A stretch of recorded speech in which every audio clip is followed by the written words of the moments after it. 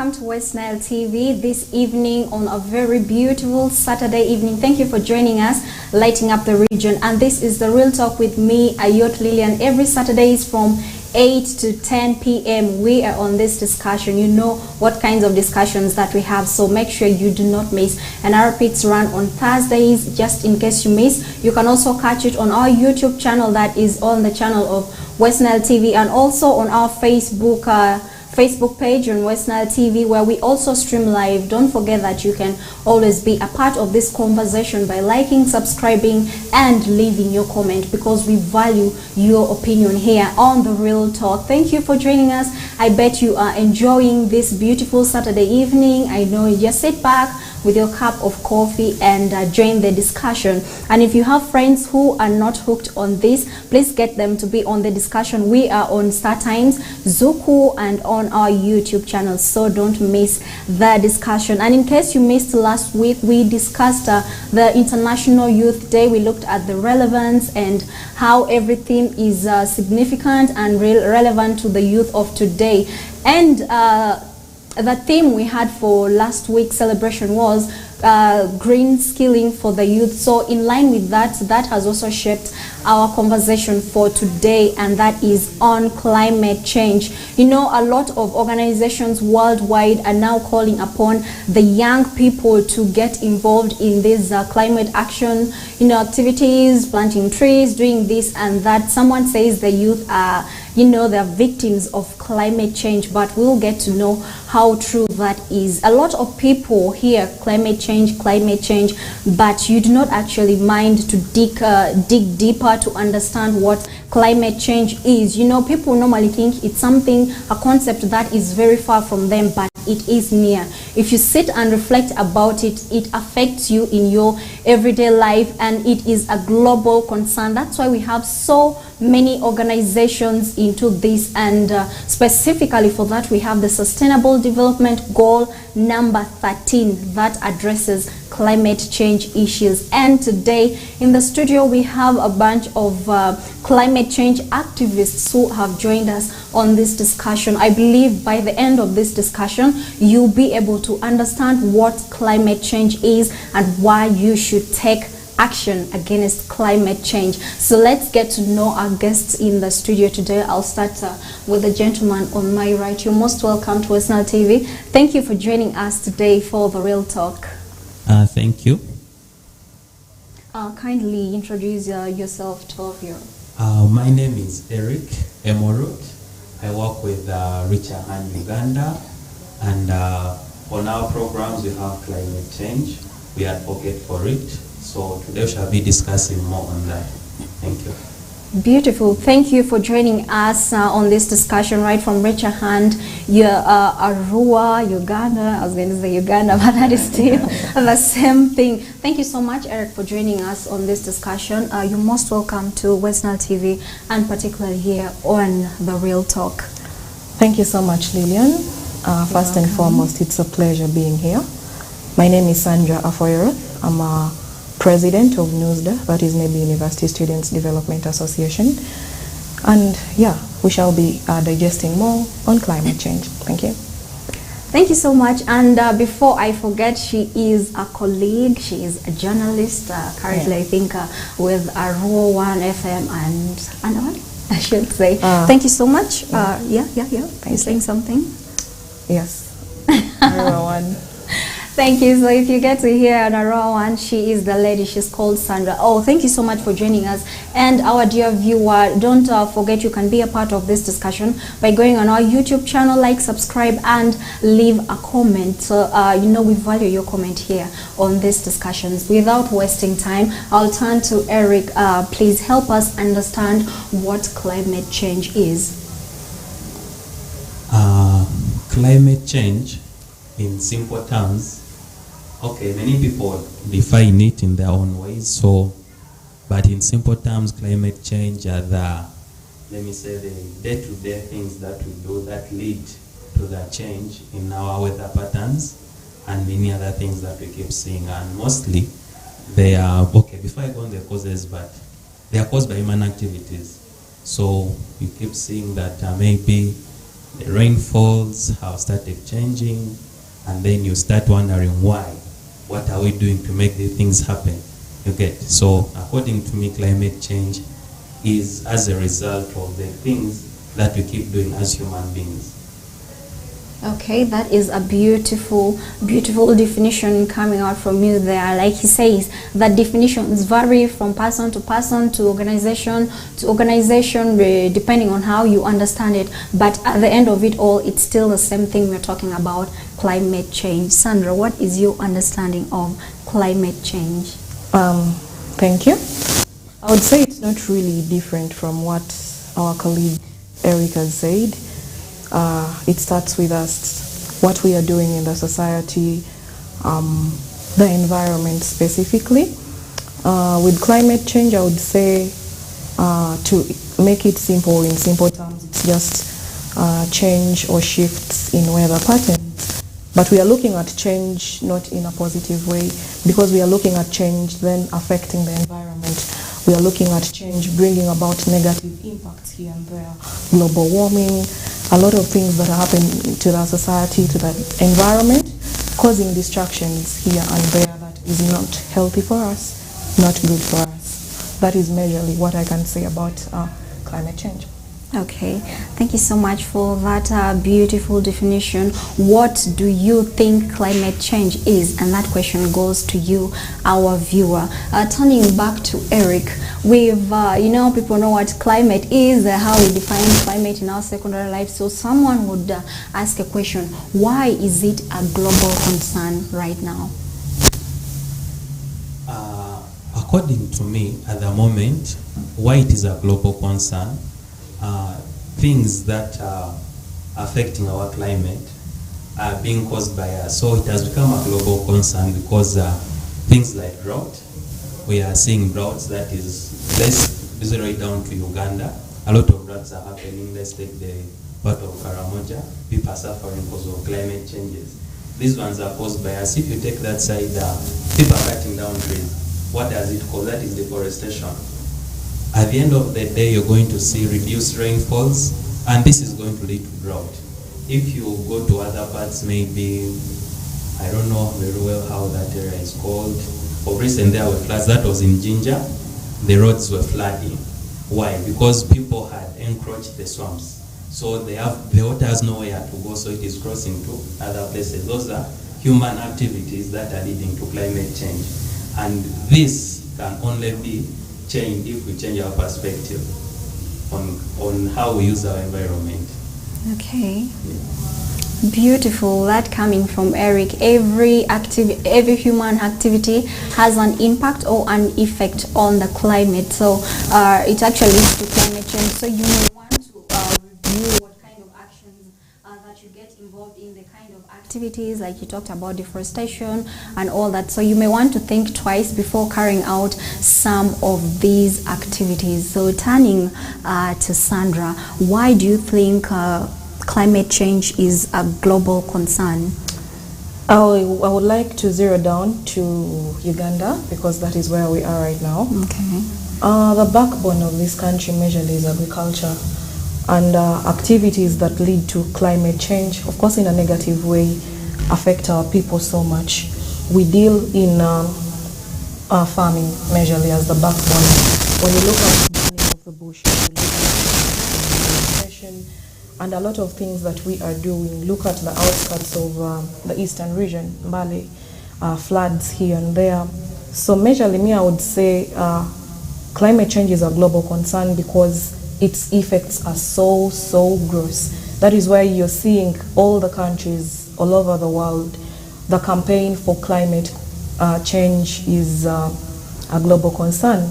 Everyone is coming out to at least advocate, promote activities that will affect us positively. We are looking at climate smart agriculture. We are looking at associations. We are looking at NGOs coming up to try so much and advocate for things that would lead to a better environment for us all. When we look at green skills, we are looking at then who is coming up. We have organizations like the Green Financing. Recently we spoke to them. and they are dealing in now advocating, sensitizing the masses here and there to do things that definitely lead to a positive change in the environment. So majorly, I would say its effects are so gross. That is why you're seeing each and everyone is coming out to, at least advocate for a better environment.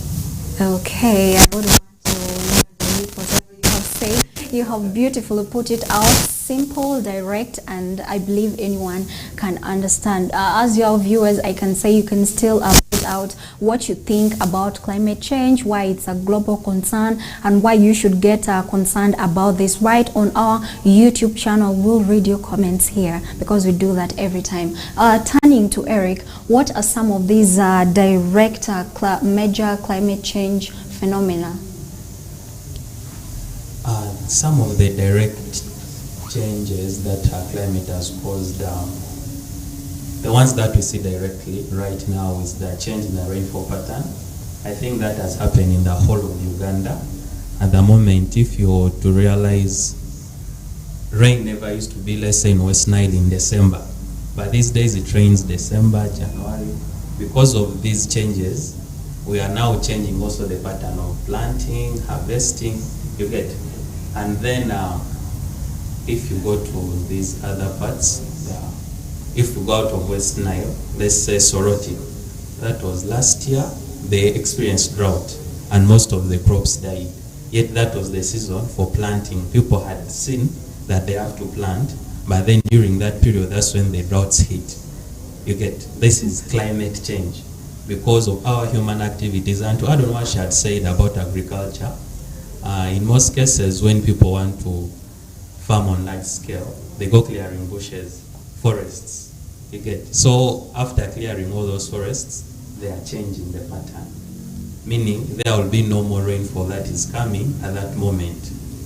And then after clearing it, we have the greenhouse gases, that is carbon dioxide and nitrogen oxide.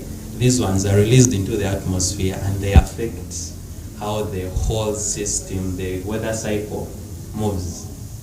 So okay, very interesting there. So those are some of the direct climate change, phenomena that we feel. Yeah, I know someone asked me a question just years back. They went to Lido Beach, to have fun. Excuse me. The next time they went back, the beach was not there. Like, they shifted the other side because water had filled this side. So they were asking lots of questions, and okay, people know that there's change in the rainfall pattern and all that, but nobody understood why it was actually happening and why we have extended drought periods and all that. But all these things are, like you said, as a result of our daily activities. And so turning back to Sandra, I know we have had the young people, they ask themselves, climate change is not our concern, we are not supposed to be bothered about it or take action on anything. But how can we involve the young people in climate change, call them to action? And yeah.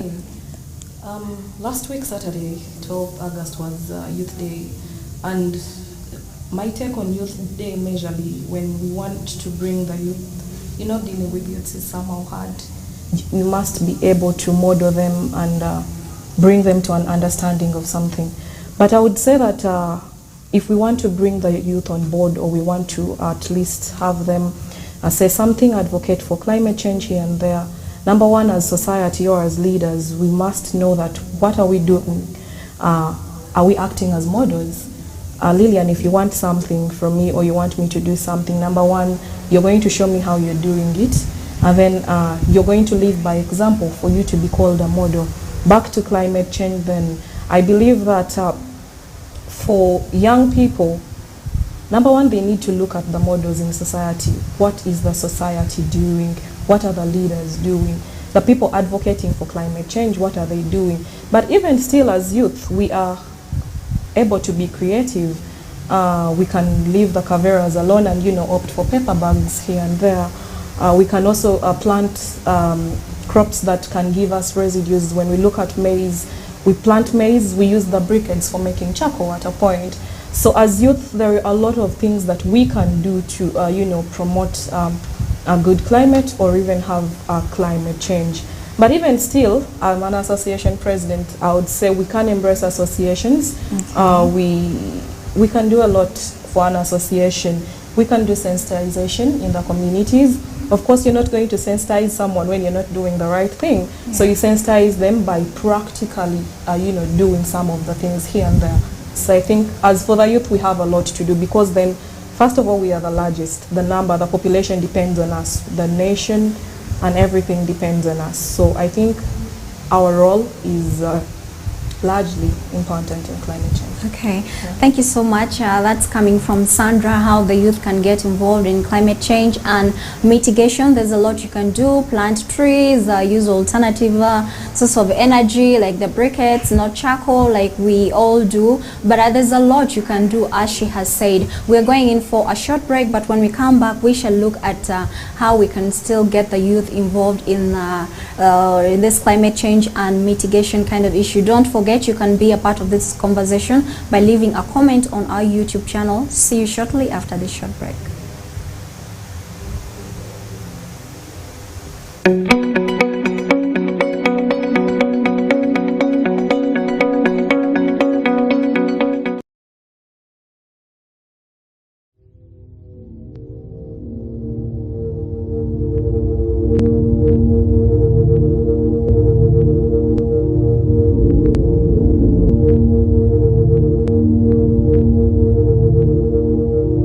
Westnile TV, lighting up the region.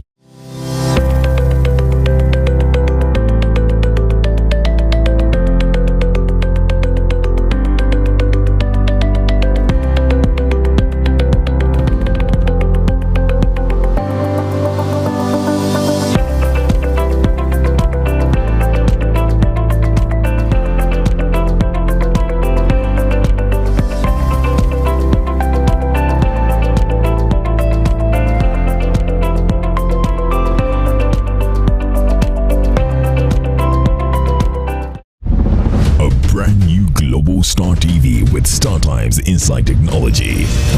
New TV innovation with an inbuilt decoder that connects you to both StarTimes antenna and satellite signal. With StarTimes inside Global Star TV, you can enjoy over 300 local and international channels, 1 month StarTimes highest bouquet for free, automatic system update, more benefits, more affordable. StarTimes inside Global Star TV is available in all StarTimes branches and dealers countrywide. StarTimes Inside, entertainment inbuilt.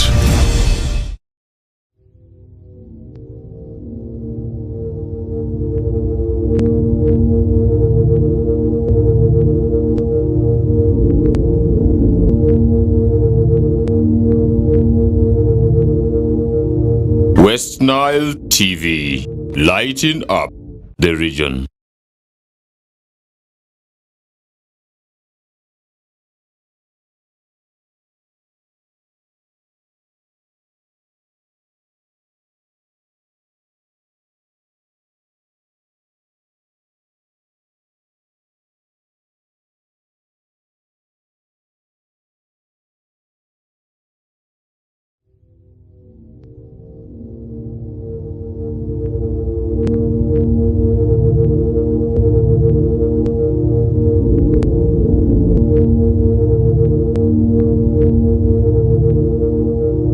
Westnile TV, lighting up the region.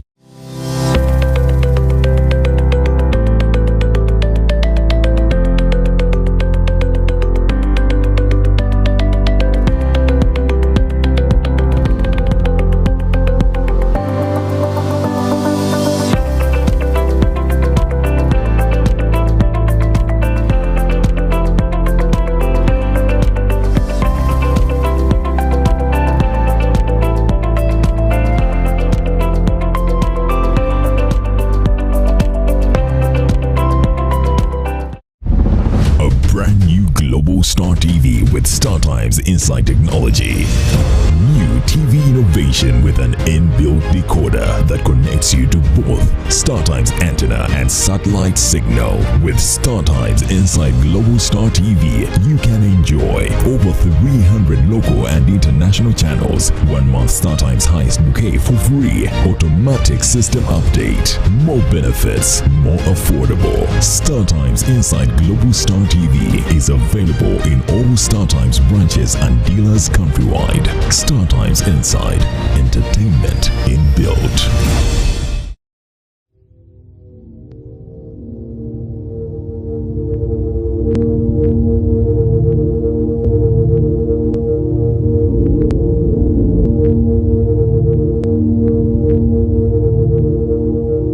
Westnile TV, lighting up the region.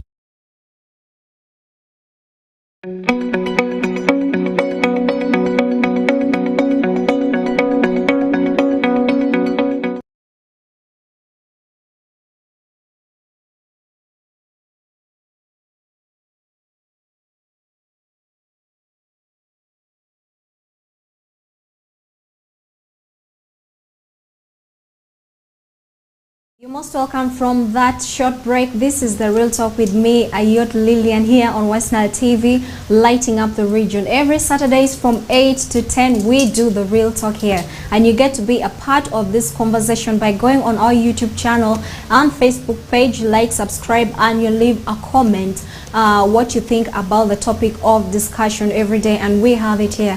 And in case any friend is out there not catching the show, do share the link, and also follow us on Zuku and on StarTimes to catch this beautiful discussion. And today we are discussing youth involvement in climate change and mitigation. We all agree that climate change is a global issue that has raised the concern of everyone across the globe, and there is a combined effort to see that we mitigate this, and thus there has been a call to action, and everyone is looking at the youth, seeing how the youth can get involved. Like, I still repeat the statement that someone said, the youth are we are a victim of climate change. I don't know how true that is, but we'll get to find that out. You can also share your thoughts on that together with our guests today in the studio.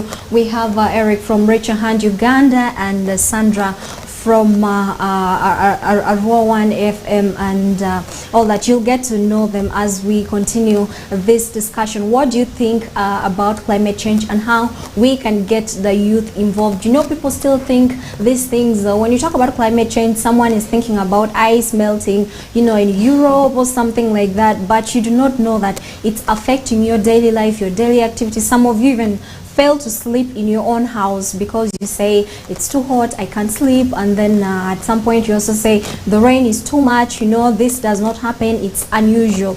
But it's a lot of things involved, including your own action that is happening. But climate change is real and it's affecting you. We'll tell you how real it is and how it's affecting you here in the studio with our guests today. So Eric, we want you to help us, the viewers out there, understand how climate change is affecting them in their daily life, you know, and every activity that they do, because most people are not aware that they are being affected. So just paint a picture to show how we are being affected directly or indirectly. Thank you so much. To bring it down, climate change has affected everyone all over the world, the whole globe. It has affected us in many ways, and one of them is in, let me say, our Greek, the things that we be selling. Right now, if you go to the market, the price of onions has gone high. This is due to climate change. Our soils are becoming so bad due to the activities that we do. There is no more, let me say, water or enough nutrients in the soil that can make these things grow. So it has affected right from the farmer to the last person who's consuming it.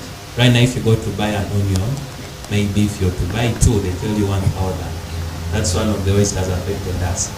Then that is in our brick.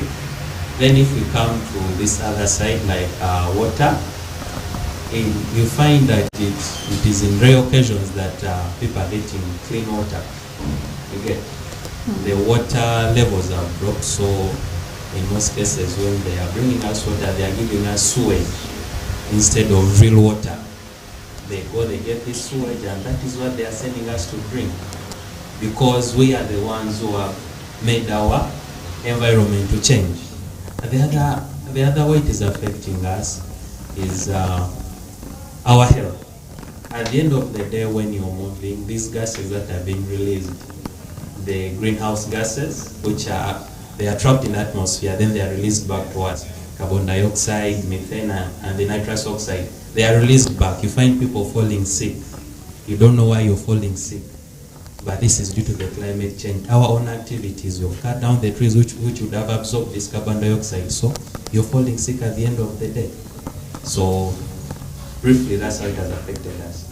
Okay, thank you so much. So if you only thought that it's the farmers who are affected by climate change, now I think you know that it's not only the farmers. So you who is selling in the shop, anywhere you are, whatever business or anything that you are doing, even when you're in school, you are affected by climate change. And he has explained just how you are affected. So this all comes back to our action as individuals. Whatever you do, like we said, has an effect on this, and that's why we should watch your activities. You may think what you're doing is actually okay, and yet it's harming something. Like he talked, now there's you know, they're using sewage, treating sewage to give us to drink and all that, but I don't want to believe that. That's how true it is, because we have polluted the environment, we have done this and that just because of some of the kind of things that we do. So turning to Sandra, help us understand what activities are causing this. What are these human activities, especially let's zero down to the youth. We can talk generally, but more emphasis on some of these things that the youth are doing that is affecting climate. Okay, we can look at our industries. Our youths are employed all over all these industries, and the gases coming out, the gases being emitted. He talked about how you just get sick in here and then you're not sure of even where your disease is coming from. So the gases from the industries, of course, lead to a shift, because then they are being released and they are changing everything. Then when we look at, I would say the number of cars are increasing. I may buy a car soon, you may buy. Yeah. So they are all over, and yes, they also release still those dangerous gases. We look at deforestation. That one is very common, and when I talk of Westnile, you understand me very well. Yeah. We are looking at the charcoal being transported here and there, and though there are measures that have been put in place, I can see, by the government, but still, people are still big-headed and they are still doing that. Though I would also love to appreciate the efforts that are being put in place. We have the brigades that I talked about, but then we also have organizations or associations or people or personalities coming up to make sure that you know, we adopt other methods. You know, rather than charcoal, there is the saving. I don't know how to call it properly, but I see they normally move around with it in cars, and I've seen it, the stove, not the stove, the energy saving, something like that. Yes. So, and when I move around, probably when I'm going for work or something, I literally see everyone with it, I think. And that is, I think, a big step. We should also appreciate the efforts of the youth, trying to be creative here and there. Still on Youth Day, I think we were at Red Cross and we saw a number of youths making baskets. I went somewhere around Rhino Camp and I saw some houses being made out of kavera instead of bricks, and I appreciate that. So I think the youths are also trying to do so much to, you know, to come up and fight this. It is a global fight because it affects each and every one, right from the grassroots still up there. That's why you're seeing the noises all over: climate change, climate change, climate change. Yes. Wow. Thank you so much for that input. I believe it's clear. I don't want to go into it. One sensitive thing you talked about is the issue of the charcoal. Recently, the government put a directive that stopped, charcoal burning here in Westnile transportation. It's now illegal. But a lot of people are complaining, this is our source of income. We burn this charcoal to earn a living and all that. But they do not understand why this has been made illegal. So I believe there's much to be done to make the people understand why this has been made illegal, and also how they can adapt other methods of energy sources and all that. It's exciting when someone buys a vehicle, the excitement, it's like people are competing. So I want to get a vehicle, I want to get this, but then aside from the jam bit of it, we ignore one thing, that is the carbon dioxide gas they release in the atmosphere, that is actually affecting the climate so bad that we are affected, but we do not know. One thing I'd like, Eric, we're still talking about the human activities that affect climate change, and I want you to help us. Of course, you talk about others, but then we need to understand, the young people these days, people using disposables in the clubs to take their beers. You're buying something, maybe a cookie, you're served in a cavera, and people move with these things and just dump them anyhow. You're leaving a footprint. What effect does this have on the climate? Help us understand this action, what effect it has on the climate pattern. Thank you. Talking on plastics, this has really affected our climate so much. When we say clubs, actually it's not only clubs. When you go, even offices, you find they're using plastic cups for giving people water. Disposables, go to the banks, they have those disposables. Someone takes water, throws it away. And when they are removing them from the banks or offices, they say they are throwing them out. But one thing we should know is there is no out. We have this same world we are living in. So when you say you're throwing it out, it has nowhere to go. Either it's going to go to the ground. And remember, plastics do not decompose. If they do, they take a very long time to do so.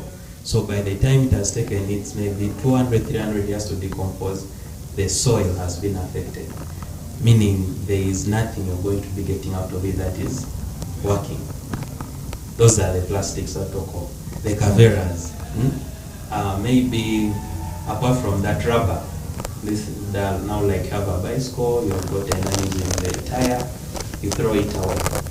Or maybe if you're a good person, you say, let me burn it off. When you're burning it, you're causing the greenhouse gas effects. If you're decomposing it and it goes in the ground, you're spoiling the soil. It keeps affecting. And then I wanted to add something on how it affects. In town, maybe it is a bit rare, but we advocate also for SRHR, that is sexual, reproductive and health rights. So when you are moving in the villages, you find people moving long distances to look for water because the water sources they are blocked. The swamps no longer have the water that the people get. Yeah. So you have to walk maybe 1-2 kilometers to get water from a borehole. You reach there, maybe for the girls it is late. Going back, you're raped. See how it's going to affect? This girl is raped, she has gotten pregnant, she has given birth to a bastard. And the chain continues. Teenage pregnancy, from teenage early pregnancy, marriage. there is sickness, early marriage. This is all due to climate change caused by us. If they would have left these farms which are giving water to these people, this girl will have to walk all that distance to get water. So she gets affected. Okay. And then someone after, like they need money, you go, you cut down a tree. I'll show Shane, charcoal. You cut down a tree, come and sell it in town. After cutting that, you're not going to replace. You're changing the atmosphere. Meaning there will be no rainfall at the period supposed to come. And it's going to affect the farmer, it's going to affect the end consumer because the goods will delay, and then prices increase, affects the economy. That's how it keeps going. And then when it comes to the youth, most of us actually, we don't want to do that kind of work. What kind of work? I want to understand. And that's what brings money. So it affects the youth in a way that If someone decides, okay, now let me go and start farming because there are no white collar jobs, they'll find that most of the soil has been spoiled.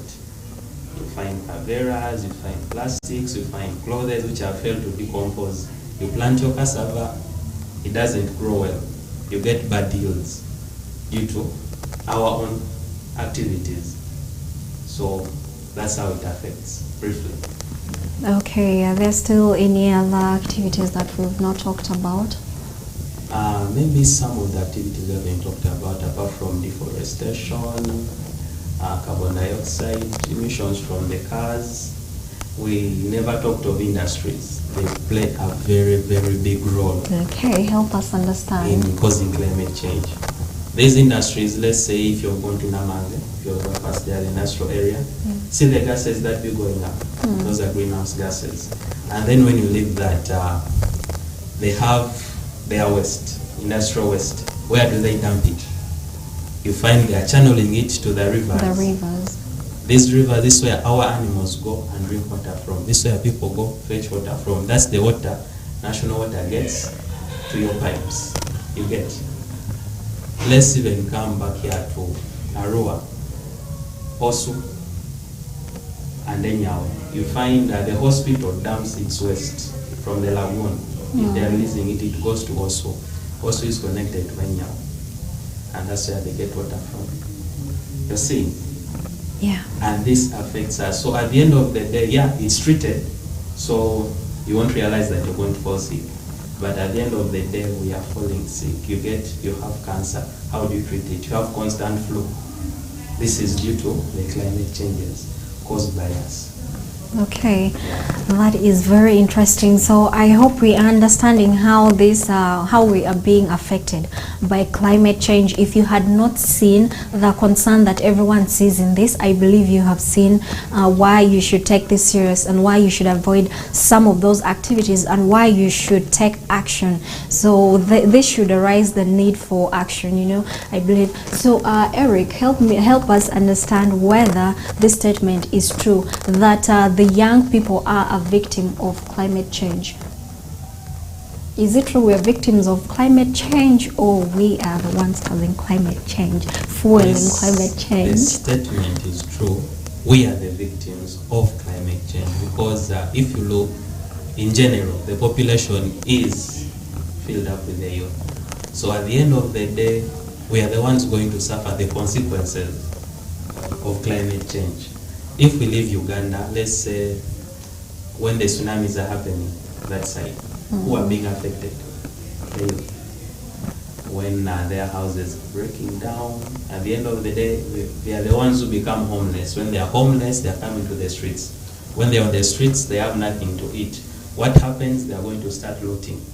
They are going to start stealing, killing people because of one effect of climate change. At the end of the day, everyone gets affected in one way or another, directly or indirectly. If I've lost my home due to floods, I come on the streets, I'm going to start stealing because I want to feed, but then I can't get food. I go maybe to the shops, I loot. The shop owner loses. If I'm arrested, yeah. But if I'm not arrested, I continue with the same thing.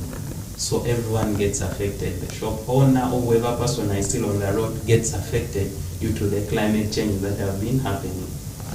Okay, thank you so much, Eric, for that. Then before we go there, I would like to ask Sandra a question. I know I'm saying Bavana Juice, so you could tell us a little about that. I know you that's your personal business. Yeah. So, and you know, people who are in these beverage businesses, you guys use a lot of caveras, you use a lot of disposables. I don't know what you use for selling, you know, your product, but you could let us know. And also give a word of advice to people who are involved in this business, how they can package their products well in order to, you know, we are trying to avoid our carbon footprint, whatever it is, how they can use alternative packaging materials to sell the products. Okay.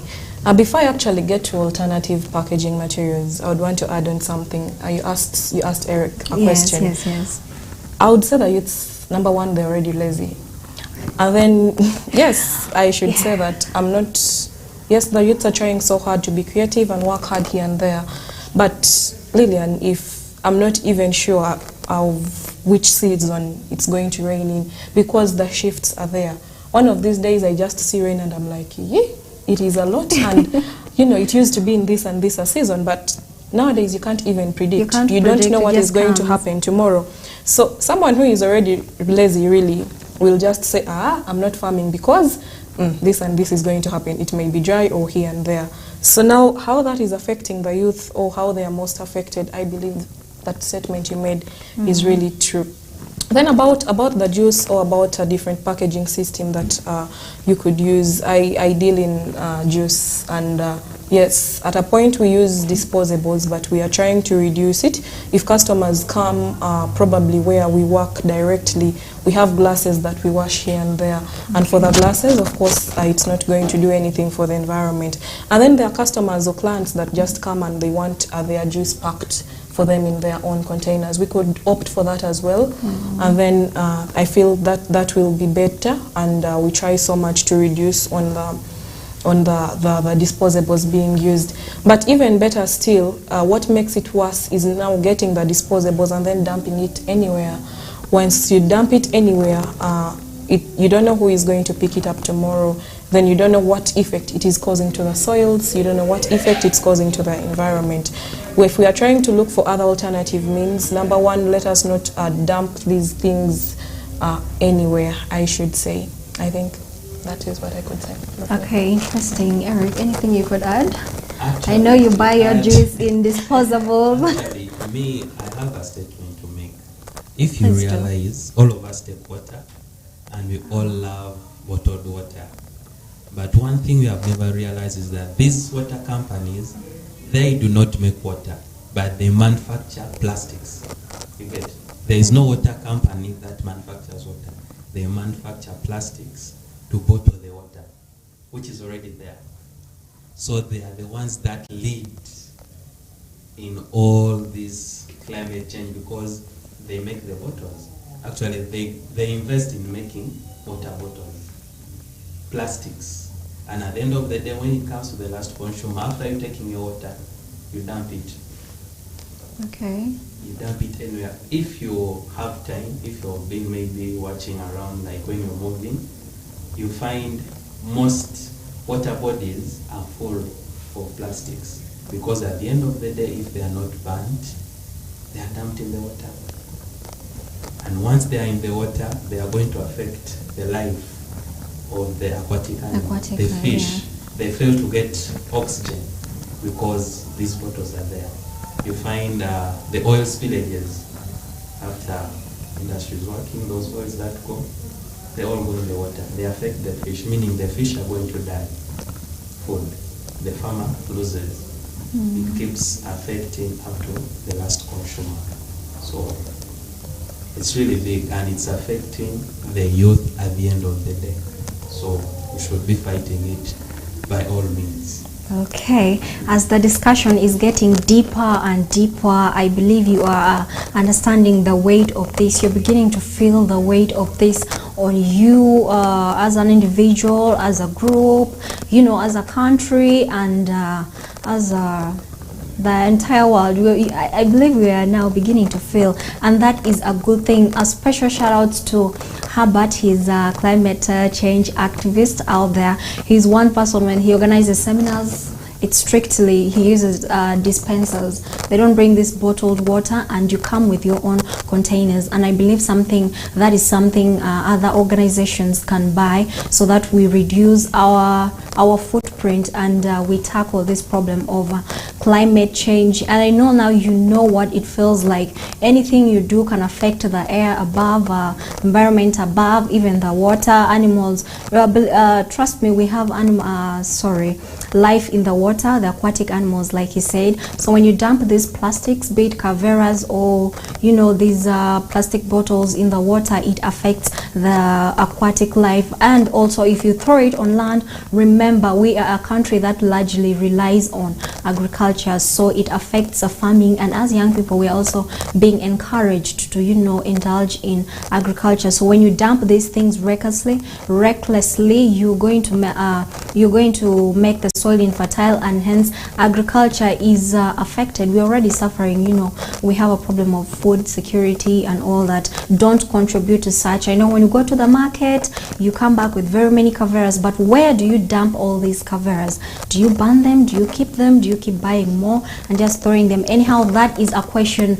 You can give us what you think on that on our YouTube channel. Like I said, also you can follow us on our Facebook. We're streaming live every Saturdays here.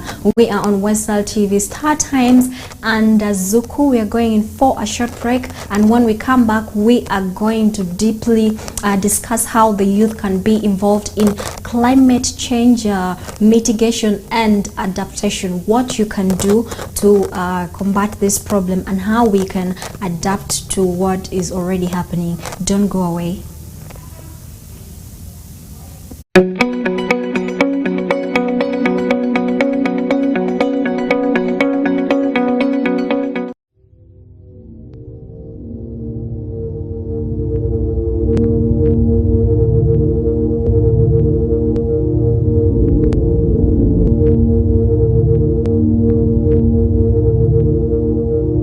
Westnile TV, lighting up the region.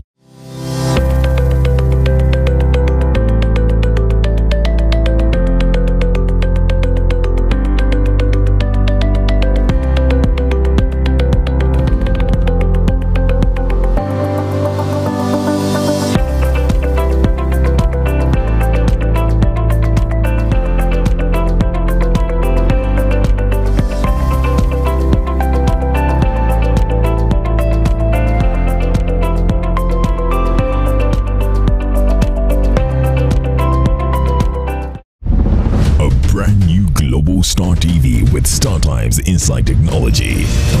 New TV innovation with an inbuilt decoder that connects you to both StarTimes antenna and satellite signal. With StarTimes Inside Global Star TV, you can enjoy over 300 local and international channels, 1 month StarTimes highest bouquet for free, automatic system update, more benefits, more affordable. StarTimes Inside Global Star TV is available in all StarTimes branches and dealers countrywide. StarTimes Inside, entertainment inbuilt.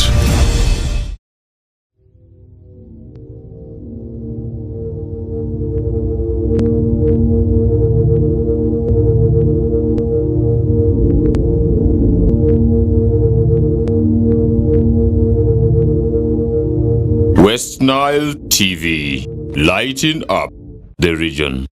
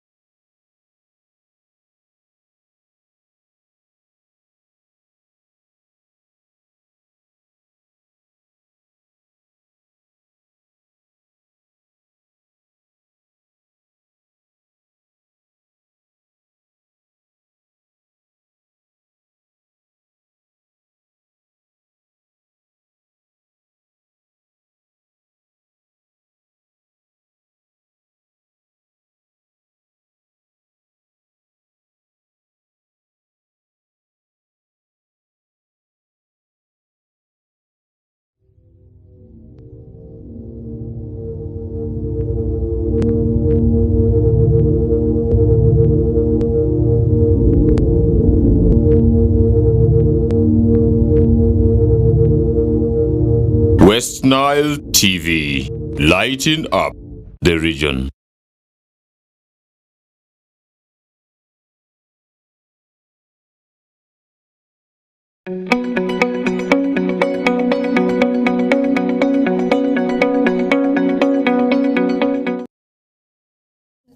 You are most welcome to this discussion. This is the Real Talk with me, Ayot Lillian. Thank you for staying with us on this discussion.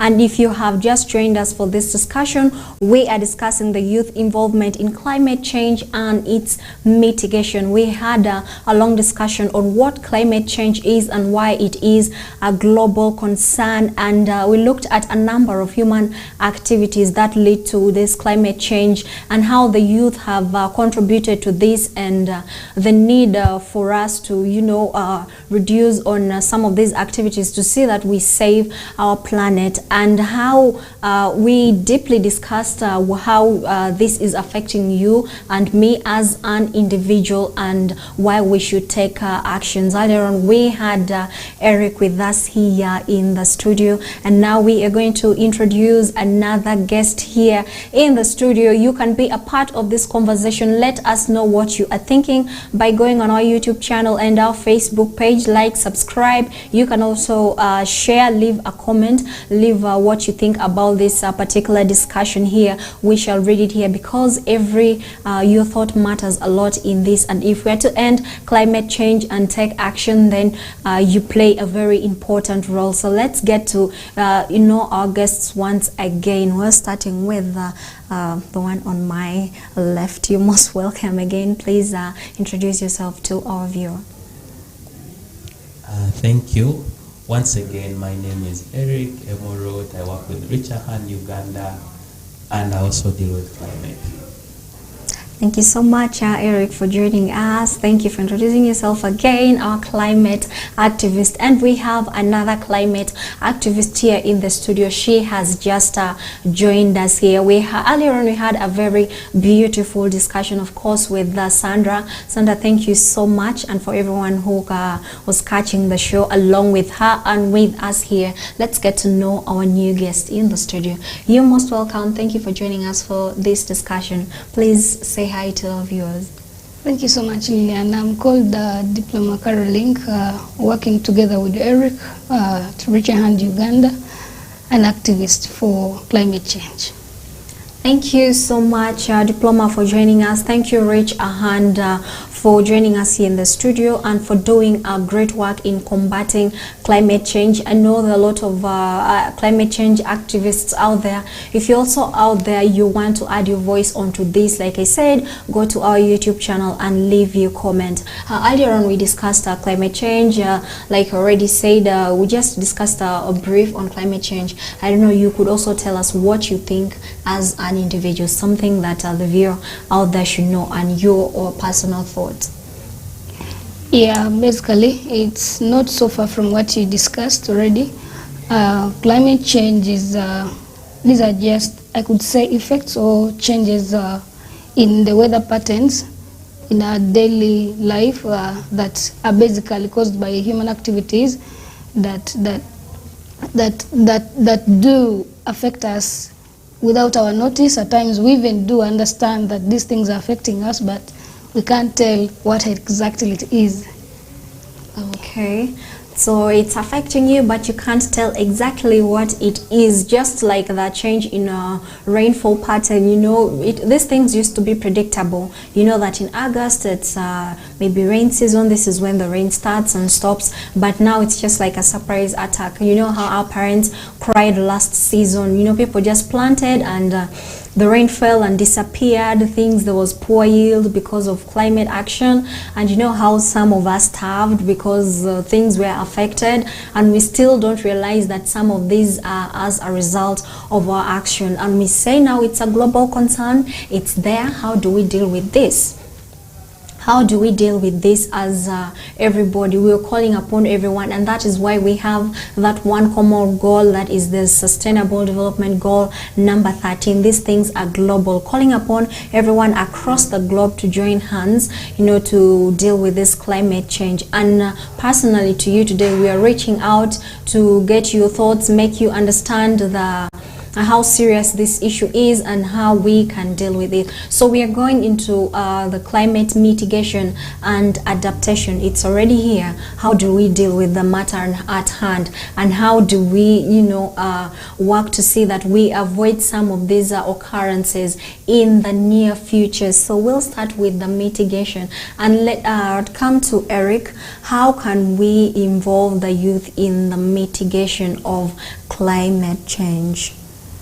You can start by defining what mitigation is so that we understand this. Thank you. On the definition of mitigation, I gave a dictionary definition, I don't know the dictionary definition, but according to what I know, mitigation is like finding ways on how to fight climate change. That is what I understand by the word mitigation. And how we can involve youth on the mitigation of climate change, it is in many ways. We can do advocacy, like what we do in Reach a Hand. We advocate for climate change. We go, we preach the news of climate change to the youth and to the people in the communities, what they should do so that they can see that climate changes are stopped, or from the negative ones it comes back to the normal or better ones. So how we can involve youth in the mitigation is one, we should sensitize them. We tell them the dangers, the effects, and how it is affecting them. If you tell a youth that maybe when you use this plastic and you throw it perhaps in the water, if you're near the lake, you're not going to get good fish. And if you're a person who does fishing, you won't have enough cells. That way someone will know, if I use this plastic, let me dispose it off well. Or I take it back to the recycle bin, because I know there are those bins they put there, recycle me, you put it there, they can take it back to the factory. Or maybe they find better ways of burning them. And that is one for the fisherman. Then for the farmer, if you tell him these caveras, after maybe buying your seeds from the market, because I know they do use cavera, please don't throw it around your garden, because at the end of the day it's going to affect the life of your plants. You might not get a good harvest, which means you're not going to get good money, and then your children may not go to school, you won't be able to pay fees. The farmer would understand. And then if we come to the people who do selling, you tell them the dangers that are being caused. If maybe they are selling produce, they will know if the farmers don't harvest well, they won't have the produce to sell. So they change. Maybe like as our previous speaker was saying, we adapt the use of paper bags because they can easily decompose. You get the paper bags, even though you dump it anywhere, after a short time it decomposes, becomes part of the soil. So we can help youth maybe with business ideas. They should be the ones now to have these paper bags made by them so that people can buy. They know that they're advocating for change. That's how they can mitigate. They know, okay, in case you want to buy something from the market, use a paper bag, don't use a camera. Yeah.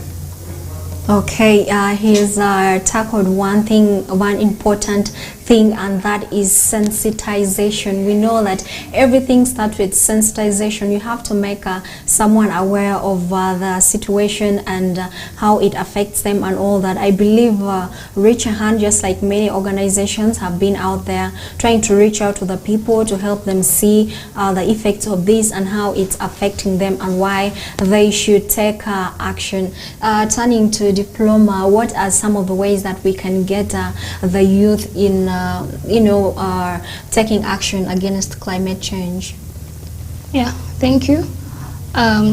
Since the youth are the most populated in our environment, I can say in the world the most population is taken by the youths, and we can take advantage of that. One, like the way Eric said, we can use them to sensitize the people around. Like through the youths, you can actually circulate your information better. Like the youths are the ones who even use social media better than any other categories of people.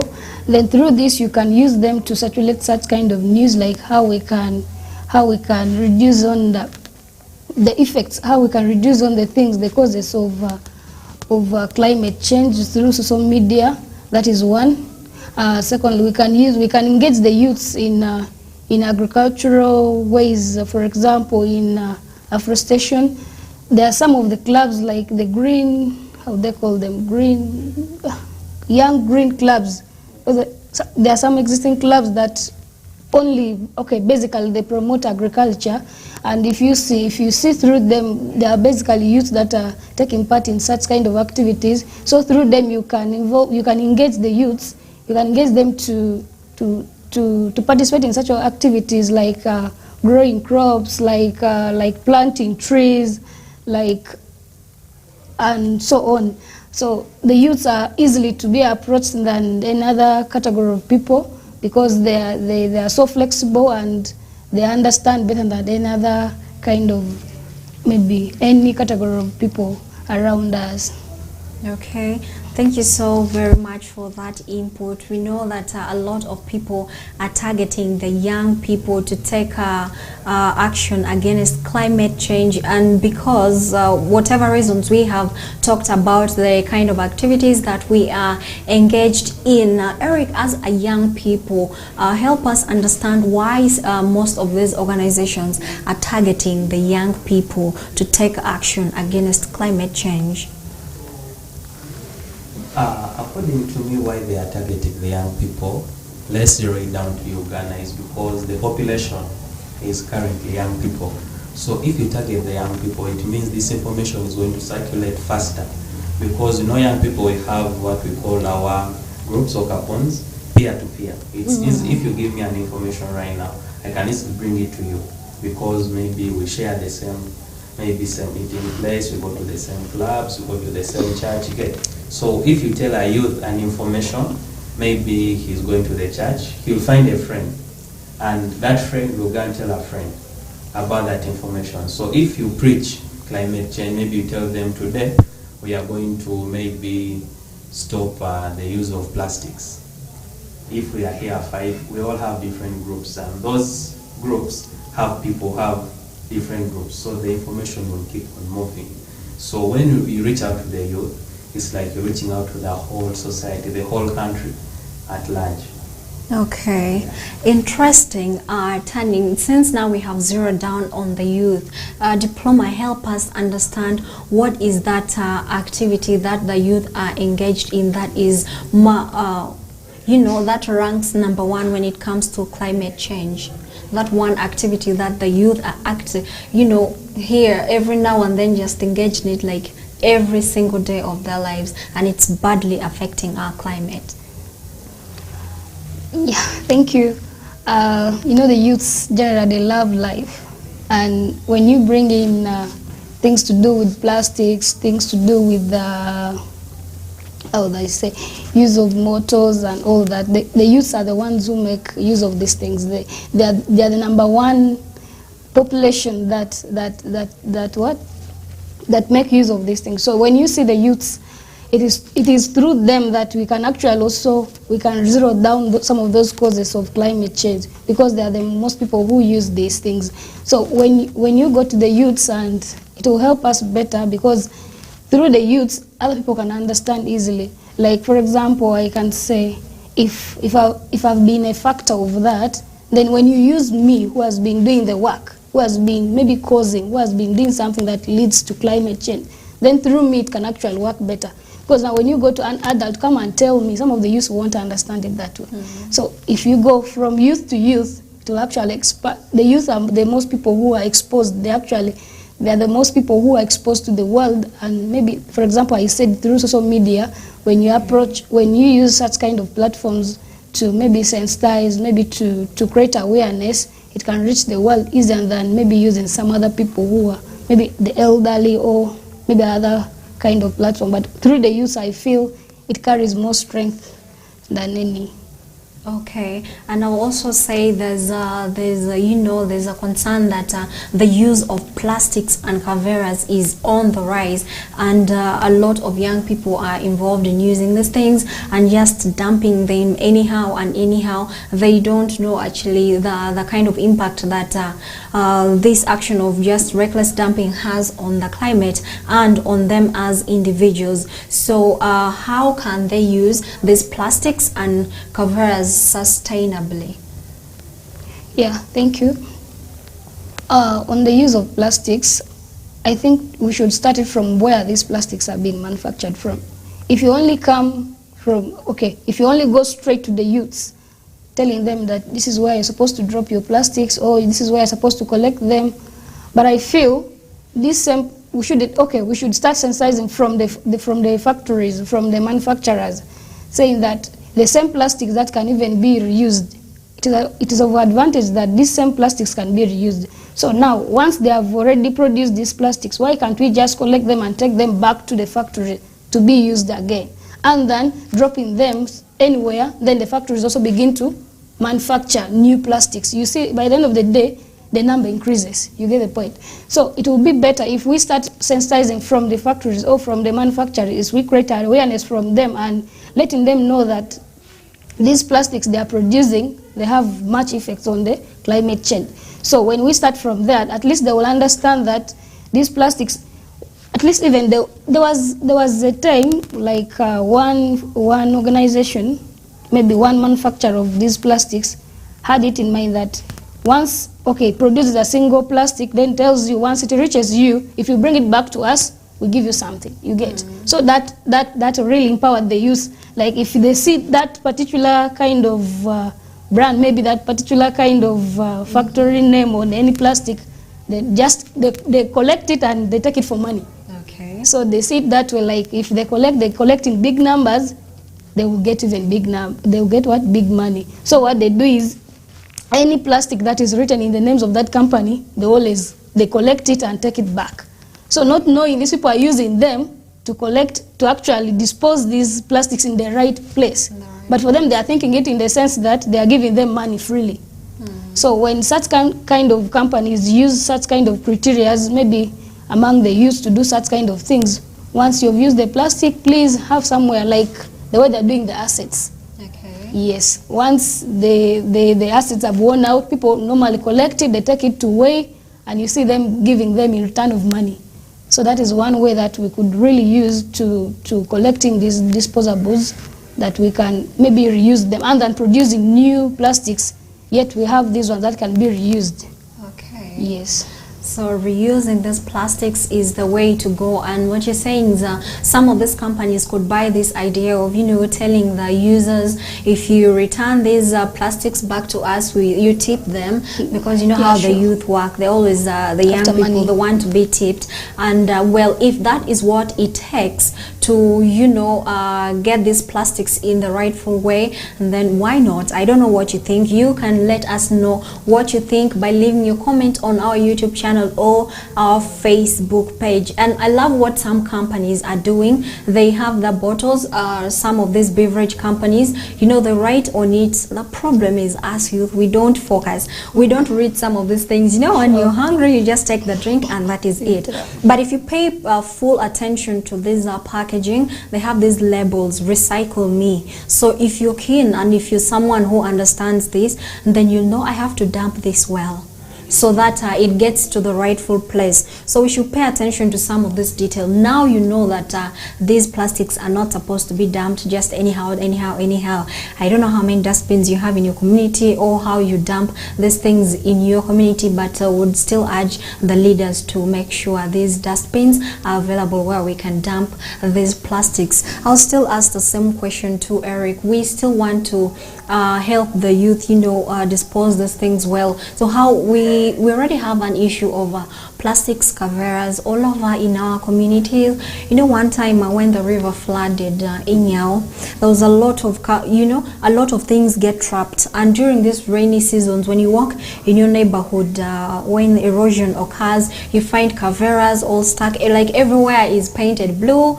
red, white caveras. So how can we use these things that are already there? How can we use them sustainably? On the sustainable use of what you already have, actually, we shouldn't be using plastics. That is one thing we should be doing. I remember a law was passed, which was supposed to be taken care of by NEMA, but up to now, it has never put a ban on cavera and plastic use. But I think we should just ban the use of plastics and caveras, if possible. That is, according to me, they should ban it. Caveras. They first start with caveras because we can be using paper bags. Okay. And then in situations where maybe like they need to use plastics, like bottles maybe for the water, they should be used in a way that they are going to recycle them. They should not manufacture them, just recycle, use the same product time and again. Because the plastics don't wear out. Maybe in case it is damaged, you take it back to the factory, they repair, they take it back to use. That is according to me. And then if we go aside the plastics, because I know we have talked so much on that, we have not seen how the gases are affecting it, how we can make youth adapt to it.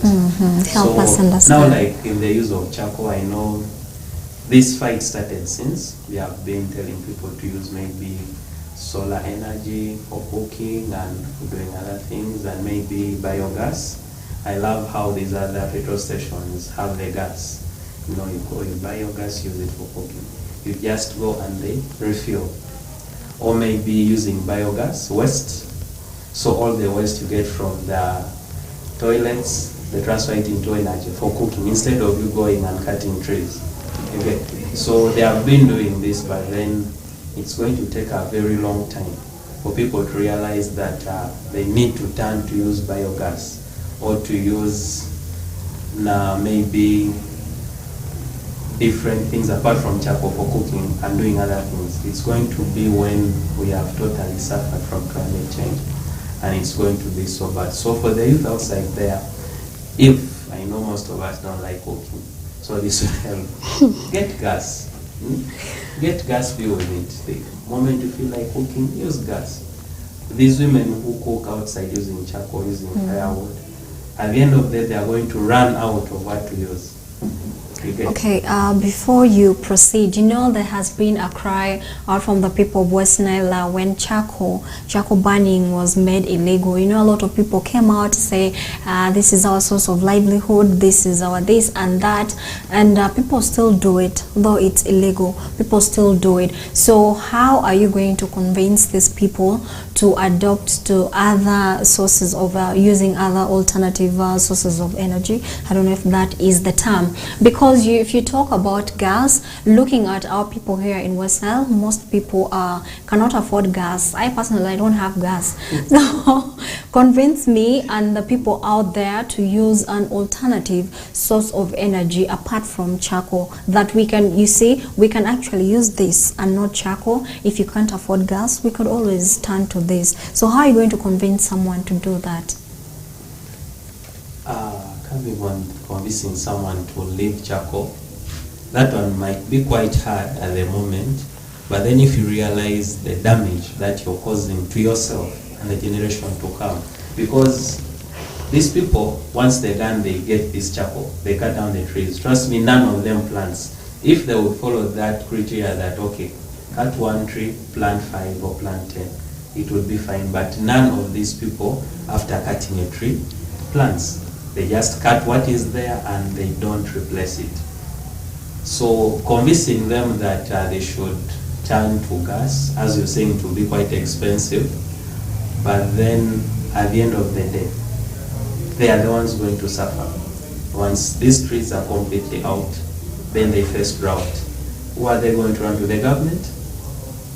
Obviously, it won't help, because they have been telling you, don't do this, and you're doing it. And then if they can't afford the gas that is maybe provided by these different petrol stations, there is biogas. There is a way it is locally turned that you can use it from your homestead. At least everyone has a toilet at home, and then they can use that waste to turn it into energy, and they use it for cooking. So they can use that. Okay. Judging from this discussion, there's actually a lot that we still need to deliver to the people. Like you talked about sensitization, awareness, reaching out to the people. I know it's at this point, it's very hard to talk to women to use other sources of energy, because it's charcoal that we are more accustomed to. So diploma, I will turn to you. How would you convince village women out there who, I know people have deserted the use of firewood. People rarely use firewood. People fancy using charcoal instead. So how would you talk to someone to use other alternative? You talked about briquettes, but how easy is it to make these briquettes? And okay, just briefly, because now we're advocating for alternative sources of energy, like the briquettes is what we have now. How easy is it to make these briquettes, and is it worth using? Okay, thank you. For us, basically, I can maybe zero it to Uganda itself. This has taken us to the adaptation. The adaptation is always, it's harder than the mitigation part of it. So in the mitigation part of it, we find that if we create awareness, if the people understand why these things are made, why we need to do this, I think it will help us better. And then coming from nowhere, and then you tell someone, you know what, you just need to adapt to these things. You get? So we need to first create the awareness in a proper way, make these people to understand that why we're doing these things, how it goes around in a circle and comes back to affect them. So at least when we take them slow, I know it won't be easy, because there are certain things under adaptation whereby it is hard to achieve, but others are easy to achieve. So we can start from where it is easy to be achieved. Like for example, I can say maybe in the use of fossil fuel, it is found out that the use of vehicles, the use of maybe bikes, motorbikes that use fuel, they produce a lot of gas just equivalent to the industries. We can't, okay, someone will say we can't do without the industries. Of course, they help us to produce some of these things. And then when you see the bicycle, the motorbikes, can't we do without them? We can't do without them. You get? Someone can choose to use a bicycle, a real bicycle, and then using a motorcycle. You get? That is one way we can adapt. That is one way we can convince someone. We can't just go from saying, from using a bicycle, let's just, maybe you walk. We can give an alternative, just close. We know even the use of bicycle, at the end of the day, dumping the used parts already after it is... Okay, sorry, we shall continue with that discussion, but right now, with the discussion of adaptability, right now we're going for a short break, and if you have been catching this discussion, let us know what you think by going on our YouTube channel and Facebook. Leave a comment, and we'll be back right after this short break. Don't go away.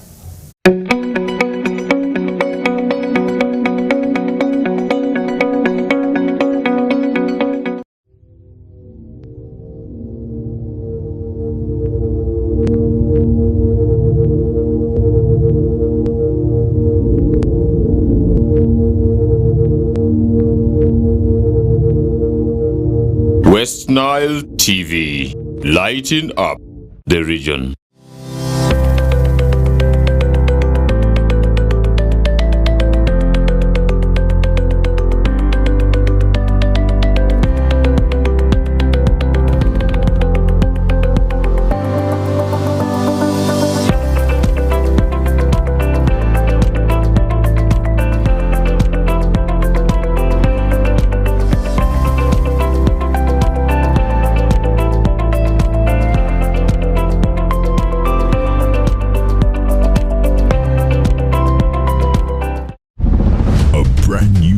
Star TV with StarTimes Inside Technology.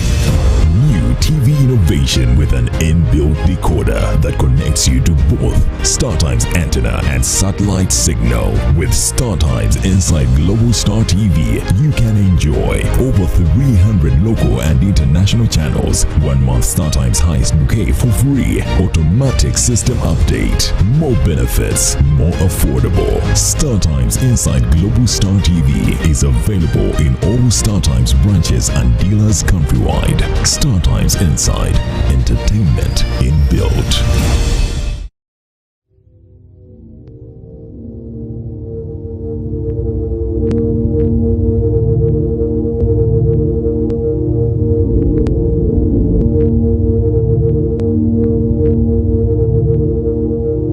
Westnile TV, lighting up the region.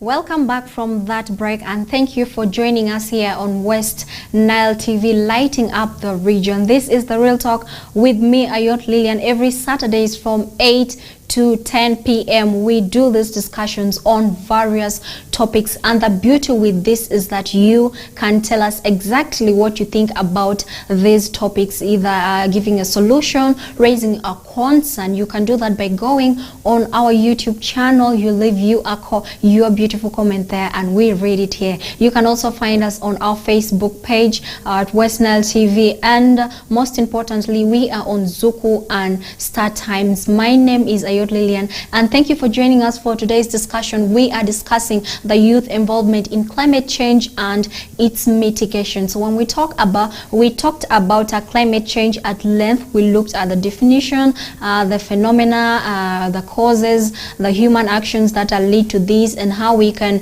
deal with this, and most importantly, the role the youth play in this. And so if you have thought that this is something that is far, maybe something that happens abroad, then we brought it to your attention that it's something that is affecting us right here, but also affecting you as an individual before it affects you as a group or as a country, Uganda, the way we are. So you may want to review everything that you do, every tiny action you do, from dumping plastics anyhow to cutting a tree, maybe draining a swamp and all that. So we are looking at youth involvement in climate change and mitigation, and also how we can adapt to all this. We talked about this at length, but we still want to exhaust the adaptability in this.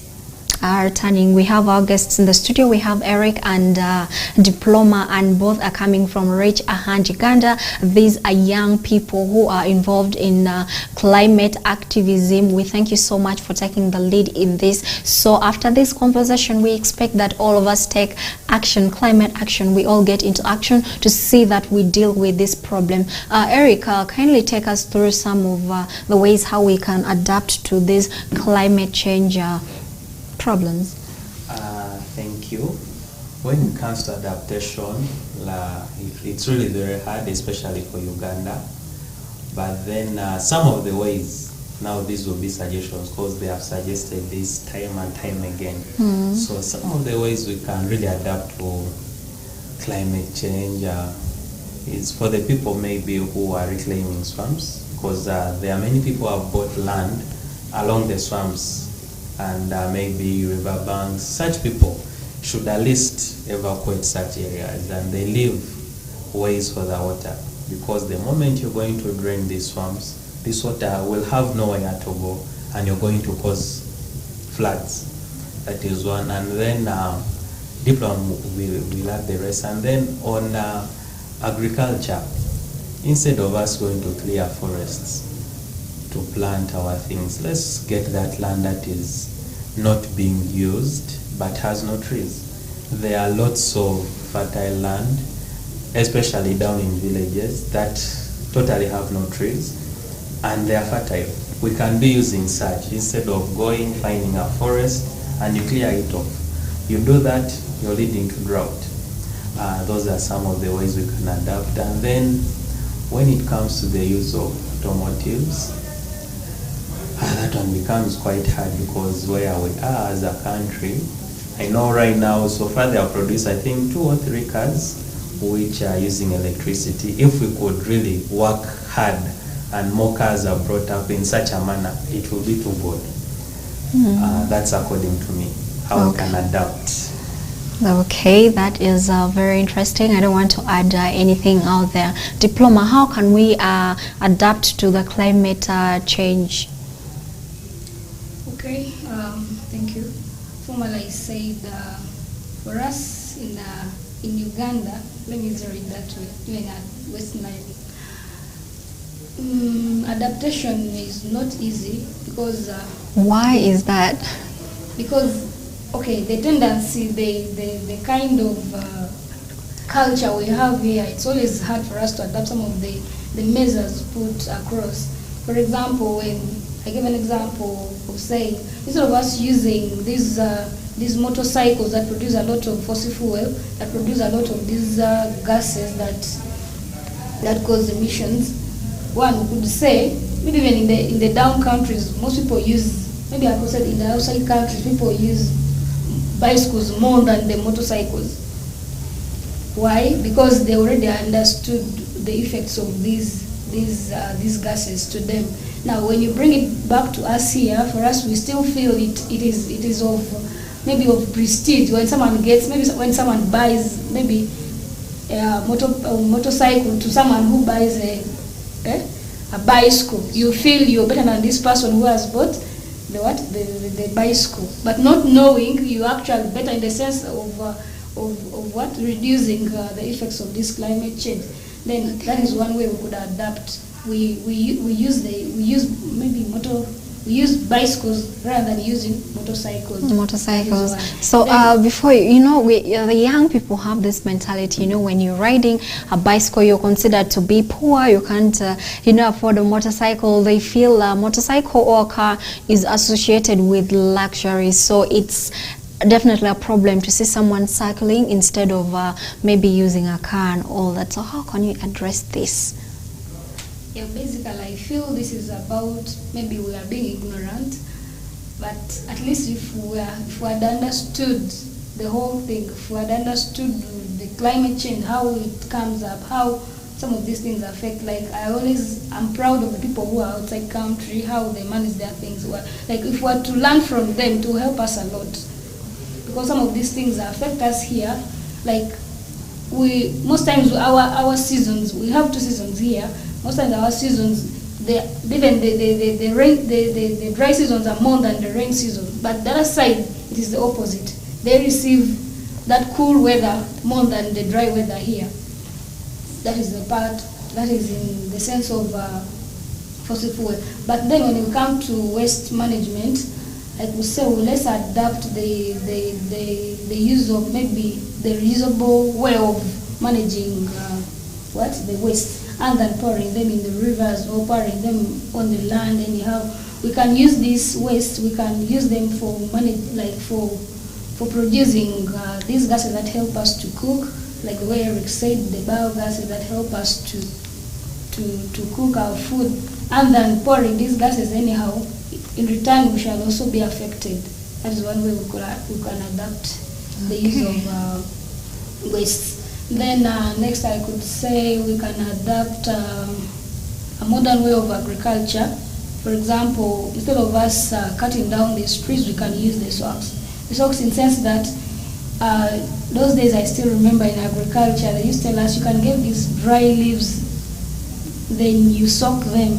That is how we can retain back the soil that has been lost due to soil erosion. Okay. And then some people, they find out that now if this soil cannot produce anymore, what they do is the things that is inside, they just destroy the plants that they find there. So for them, they feel after removing the trees out of the soil will gain back its fertility, but that is not the sense. So they have always advised us that we can use the modern ways of agriculture whereby we can soak the soil.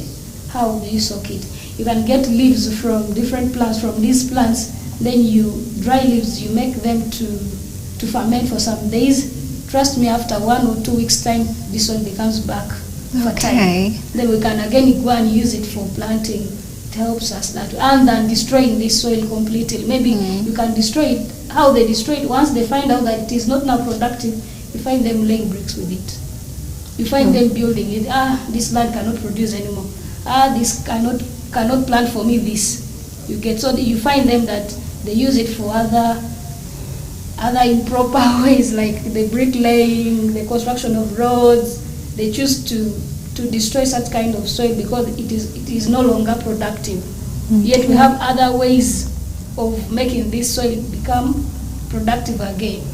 Okay, thank you so very much for that input. It has been so detailed, and I believe we have all been attentive listening to her explain that, because that is going to help us a lot in the fight against climate change, and it starts with you as an individual. Thank you for staying with us, and as we wind up this topic, I'll turn to Eric to ask, we know that a lot of laws have been put in place, from banning of charcoal and banning the use of Kaveras in in Uganda, but this has not taken effort. We still see years later people are still using these Kaveras. So we want to understand where the problem is coming from. Is it coming from the people, the law enforcers take some part of the blame? What do you think? Okay, now thank you. Before I jump on the issue of the law enforcers and how they are affecting our climate, I want to add something on what Carol had said. Yes. On adaptation. Everyone here wants to have a car, and then those gases, they keep coming. But if we could adapt to say, okay, maybe for Westnile they are going to be picking people from their homes.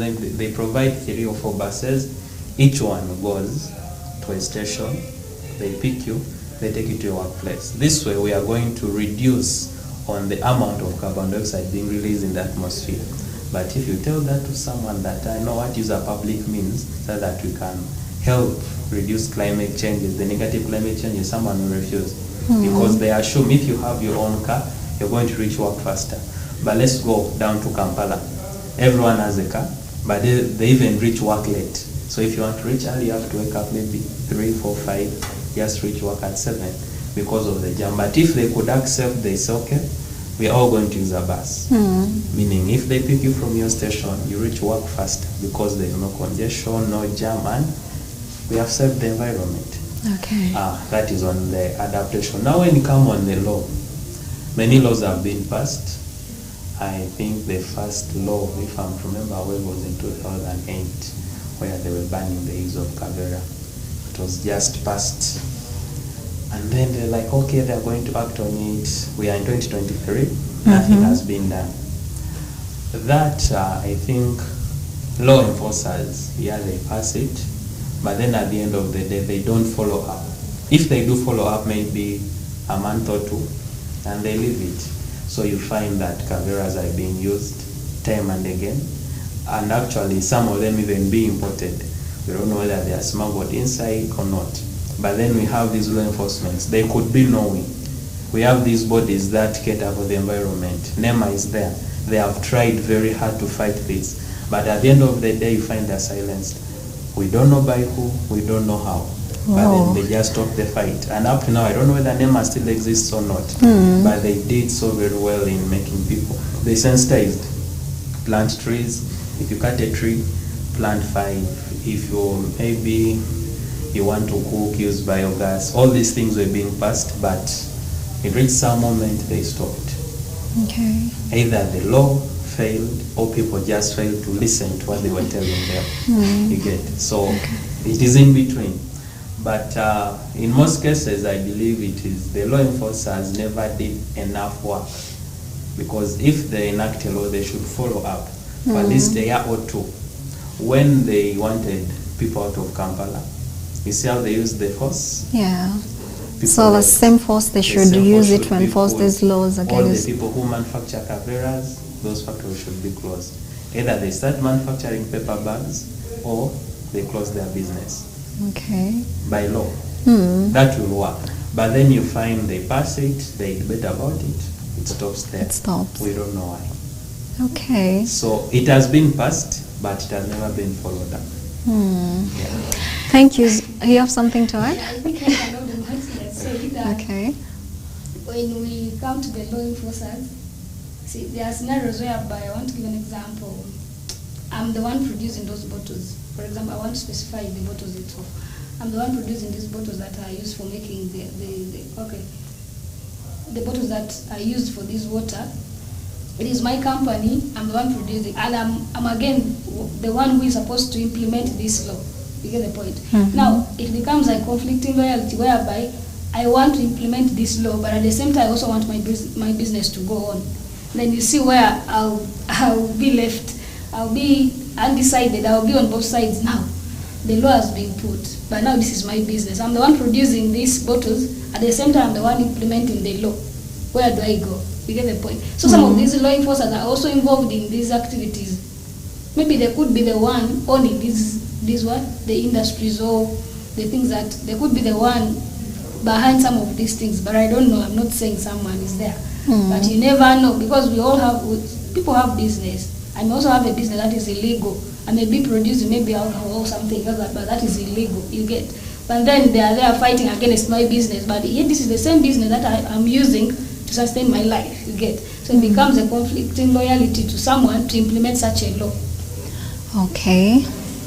Thank you very much for that beautiful observation, whether or not it's the failure of the law enforcers or the people themselves that is making some of these laws not to take place. You can still share your thoughts on our YouTube channel, and we have discussed deeply on the issue of youth involvement in climate change and its mitigation and how we can adopt to all this. And also one important part is building resilience against this. How do you prepare for this? We've seen disasters, people in some areas like Bundibujo experiencing landslides due to climate change and all that. And even here we experience longer periods of drought that is unexpected. How prepared are we? Like someone once said in a workshop that people need to adapt irrigation to people involved in farming should start using irrigation to deal with some of these problems. So it's also important to be prepared for some of these things, because the weather, being a country that are largely, and also a region that largely relies on agriculture, it's important to prepare for some of these things. And because the weather patterns are, unpredictable, today you're seeing rain, today you're not seeing rain, and food security, we're facing all those issues. And thank you so much for staying with us for today's discussion and for your participation too. A very special thank you to Reach a Hand Uganda, the Aroa team. Thank you so much. Thank you for championing climate change activism, and thank you for taking action. And we are calling upon each and every one of you to be a part of this cause, so that we create a better environment for each and every one of us. Remember, any action, however small it is, affects the environment, hence affecting our climate, and you can change that by doing something as little as disposing the plastics very well, and also planting a tree and sensitizing your community. Thank you so much. My name is Ayot Lillian, and see you again next Saturday for another episode of The Real Talk, every Saturdays from 8 to 10 p.m. Remember, we are on Zuku Star Times and on our socials, YouTube and Facebook. Stay tuned for the next program. See you again. Have a lovely evening.